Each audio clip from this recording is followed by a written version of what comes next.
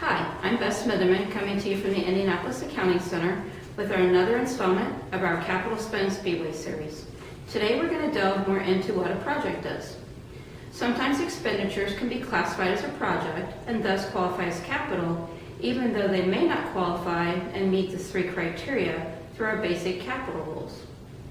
So you might ask, how do I know what qualifies as a project? Well, the dictionary definition of a project is an individual or collaborative enterprise that is carefully planned and designed to achieve a particular aim. And AIMCO's definition is pretty similar to that. We have 5 criteria, you can see those here, that we need to meet to classify it as a project. The first would be that it needs to be a planned replacement or installment. Secondly, it needs to be installed or replaced across a specific group or section of the buildings or across a property. So if you're a high-rise property, think about you would need to replace everything on one of your floors. Or if you're a garden property, you would replace that across an entire building. Or again, it always works if you're replacing them across the property. Third, we want to make sure we replace them regardless of the condition.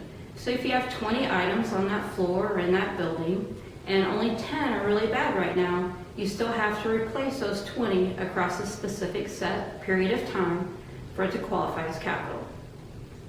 Fourth, we need to meet a minimum material cost. It needs to be at least $10 for each item you're purchasing, and across the total, you need to have at least $250 in material costs for all of the items you're purchasing. And then finally, it needs to meet the minimum overall cost for that capital category that you're replacing. So if you're doing door handles and locks, it needs to meet that $250 requirement that you'd find on the cap coding grid. So let's look at some examples. First example would be our door locks and handles. Those often are expensed because the material costs are less than $250.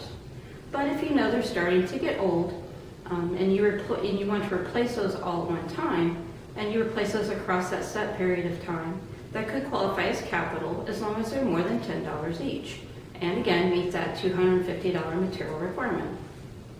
Another example would be our toilet supply lines. They can create a lot of havoc at the property when they break and cause major casualties.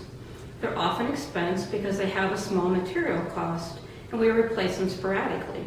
However, if you know they're starting to break and you know they're getting old, as long as the material cost is more than $10 each, you can set up a project to replace those over a set period of time, and it would qualify as a project and thus capital. So you can see through these examples that provides us an opportunity to rethink the way we do our work. And through proper and strategic planning, we can turn what would be an expense into a capital project. So thank you for your time. Remember, you can always go to Start Capitalization for questions. Thank you.